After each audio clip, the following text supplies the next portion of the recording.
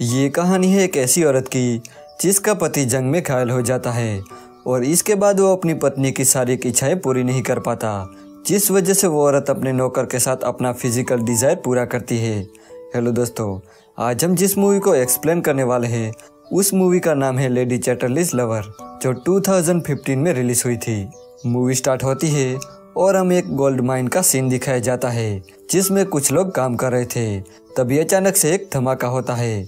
Oliver नाम का एक आदमी ये धमाका सुन लेता है और वो लोगों की मदद करने के लिए दौड़ा चला जाता है। वो लोगों को बाहर निकालता है, पर यहाँ टेडी नाम के एक आदमी की मौत हो जाती है और उसकी डेड बॉडी को घर पहुँचाया जाता है, जहाँ पर हम उसकी वाइफ को देखते हैं जो बहुत रो रही थी। अगला सीन हमें एक पार्टी का दिखाया जाता है जिसमें हम कोनी नाम की एक लड़की को देखते हैं जिसके पास एक आदमी आता है। उस आदमी का नाम क्लिफर्ड था। वो बहुत ही अमीर था, साथ ही वो एक सोल्जर भी था। अब यहाँ बातों बातों में वो दोनों एक दूसरे से अट्रैक्ट हो जाते हैं और डांस करने लगते हैं, लेकिन डंकन को ये बिल्कुल पसंद नहीं आता क्योंकि वो कोनी से प्यार करता था। अब इन दोनों की मुलाकात प्यार में बदल जाती है और वो दोनों शादी कर लेते हैं। उनकी मैरिड लाइफ अच्छी चल रही थी, लेकिन अगले ही पल क्लिफर्ड को जंग में जाना पड़ता है जहाँ वो पूरी तरह से घायल हो जाता है। जब क्लिफर्ड वापस आ रहा था तब सब लोग उसका वेलकम करने के लिए उसका इंतजार कर रहे थे। क्लिफर्ड को जिंदा देखकर कोनी बहुत खुश हो जाती है। वो वापस तो आता है पर अपने पैरों पर नहीं। उस जंग में घायल होने के बाद क्लिफर्ड अपंग हो जाता है और अपनी ऐसी हालत के चलते उसे बहुत दुख होता है। कोनी भी इस बात से बहुत दुखी थी। उनकी लाइफ में कभी ऐसा भी वक्त आएगा ये उन्होंने सोचा भी नहीं था। एक बार दुखी होकर क्लिफर्ड खुद को गोली मारने की कोशिश करता है, लेकिन तभी कोनी आकर उसे रोक लेती है। वो उसे यकीन दिलाती है कि वो हमेशा उसके साथ रहेगी। दूसरी तरफ हम ओलिवर को देखते हैं जो अपनी वाइफ को लेटर लिख रहा था। वो भी उसी जंग में शामिल था। ओलिवर जब जंग से वापस आता है तो वो अपने घर जाता है जहां वो अपनी वाइफ को किसी और के साथ देखता है। ये देख के उसे बहुत दुख होता है और वहां से चला जाता है। कुछ दिनों बाद ओलिवर क्लिफर्ड के पास जाता है क्योंकि उसे काम की तलाश थी। यहाँ क्लिफर्ड को पता चलता है कि ओलिवर भी जंग में शामिल था और उसकी ही टीम में काम करता था। अब क्लिफर्ड ये जान के इम्प्रेस हो जाता है और वो ओलिवर को काम पे रखता है। अब ना चलने की वजह से क्लिफर्ड एक बाइक लेता है जिसमें वो घूमा करता था। एक बार क्लिफर्ड कोनी को लेकर ओलिवर के पास जाता है। ओलिवर जंगल में बने एक कॉटेज में रहता था और वो वहाँ पर पक्षियों की देखभाल करता था। यहाँ कोनी पहली बार ओलिवर को देखती है और उसे ओलिवर बहुत पसंद आ जाता है। वो जाते समय उसे इशारा करती है पर ओलिवर उसका इशारा समझ नहीं पाता। अगले दिन एक औरत कोनी के पास आती है और उसे कहती है कि ओलिवर अपने रूम की चाबी मांग रहा है। तब कोनी कहती है कि मैं खुद उसे चाबी दे आऊंगी।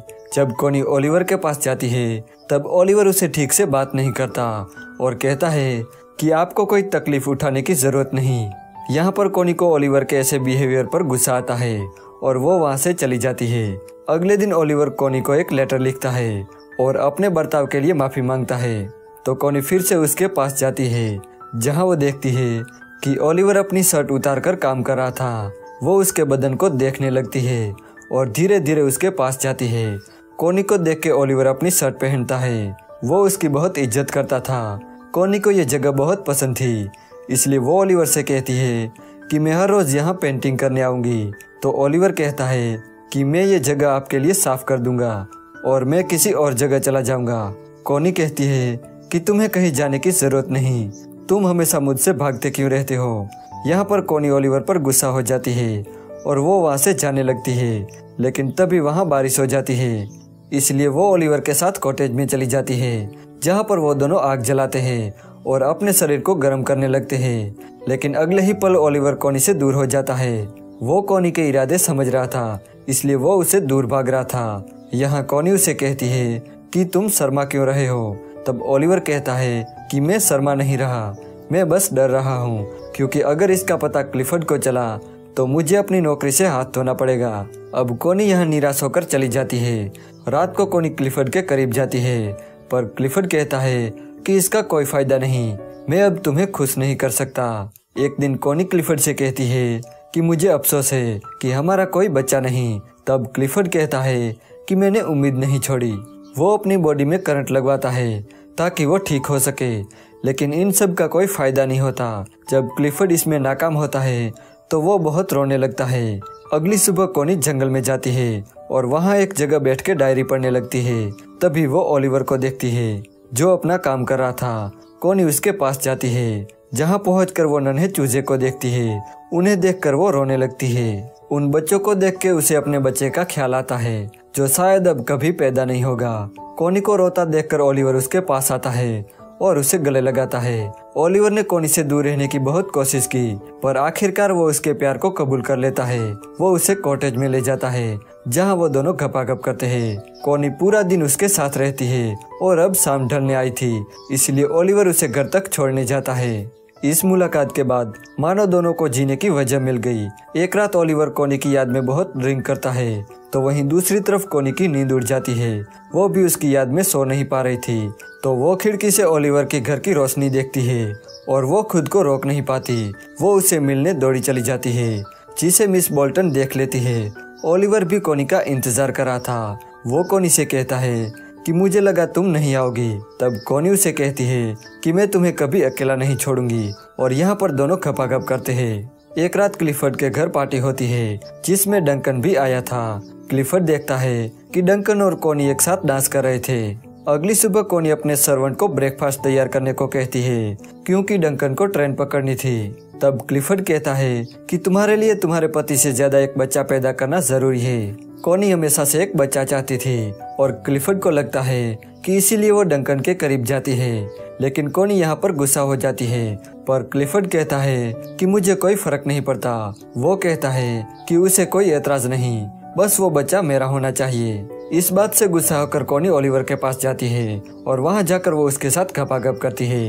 एक दिन उसे पता चलता है कि वो प्रेग्नेंट है, तो वो ये खबर क्लिफर्ड को देती है। तो क्लिफर्ड बहुत खुश होता है। वो उस आदमी का नाम पूछता है, पर कोनी उस आदमी का नाम नहीं बताती। एक दिन क्लिफर्ड जंगल में ओलिवर के पास जाता है। वो कोनी को भी साथ चलने को कहता है। जब वो दोनों जा रहे थे तब ओलिवर पीछे से आता है। वो दोनों किस करते हैं। तभी क्लिफर्ड उसे आवाज लगाता है। दरअसल उसका बाइक कीचड़ में फंस गया था। ओलिवर आता है और बाइक को धक्का देने लगता है, लेकिन कोनी जानती थी कि ओलिवर के लंग्स खराब है, इसलिए वो क्लिफर्ड से कहती है कि मैं धक्का लगाती हूँ। तब क्लिफर्ड उसे कहता है कि तुम्हारे हालात नाजुक है। ये सुन के ओलिवर को लगता है कि कोनी ने सिर्फ एक बच्चे के लिए उसे रिलेशन बनाया था। इस बात से गुस्सा होकर ओलिवर जोर जोर से बाइक को धक्का देने लगता है। कोनी क्लिफर्ड से कहती है कि उसे रोको, वो खुद को चोट पहुंचाएगा, लेकिन वो उसकी बात नहीं सुनता। वो फिर से उसे कहती है कि वो मर जाएगा। ओलिवर क्लिफर्ड की बाइक बाहर निकालता है और खांसता हुआ अपने कॉटेज में चला जाता है। कोनी क्लिफर्ड से कहती है कि घर जाओ और डॉक्टर को बुलाओ। ये कहकर वो ओलिवर के पास चली जाती है, जहां वो ओलिवर को बताती है कि वो ये सब बच्चे के लिए नहीं कर रही थी, वो उसे प्यार करती है। तब ओलिवर उसे गुस्से में कहता है कि उसने 12 साल तक उसकी खदानों में काम किया और अपने लंग्स खराब किए। उसके बाद उसे जंग के लिए फ्रांस भेज दिया गया। वो कहता है कि मेरी लाइफ तुम लोगों की तरह खूबसूरत नहीं है, तुम अपने पति के पास चली जाओ। एक दिन मिस बोल्टन ओलिवर के कॉटेज में जाती है, जहां उसे कोनी की डायरी मिलती है और उसे कंफर्म हो जाता है कि कोनी के पेट में पल रहा बच्चा ओलिवर का है। यहाँ क्लिफर्ड के घर आने वाले बच्चे की खुशी में पार्टी हो रही थी। तभी मिस बोल्टन क्लिफर्ड को बताती है कि कोनी के पेट में जो बच्चा है वो ओलिवर का है। दरअसल मिस बोल्टन जानबूझकर ये बात क्लिफर्ड को बताती है क्योंकि वो उसे बदला लेना चाहती थी, क्योंकि उसके ही माइंड में काम करते टाइम उसके पति टेडी की मौत हुई थी। जब कोनी क्लिफर्ड से मिलती है तब क्लिफर्ड कोनी से बहुत नाराज हो जाता है। तो कोनी मिस बोल्टन से मिलती है और उसे पूछती है कि तुम्हें यह सब किसने कहा। तो मिस बोल्टन कहती है कि मुझे कुछ बताने की जरूरत नहीं है। तब कोनी को लगता है कि मिस बोल्टन को ओलिवर ने बताया होगा, पर मिस बोल्टन कहती है कि उसने मुझे कुछ नहीं बताया। तब कोनी रोने लगती है। वो उसे कहती है कि मैं उसे प्यार करती हूँ और सच्चे दिल से करती हूँ। तब मिस बोल्टन कोनी से माफी मांगती है और उसे कहती है कि तुम जल्दी ओलिवर के पास जाओ, वरना आपका पति उसे मार देगा।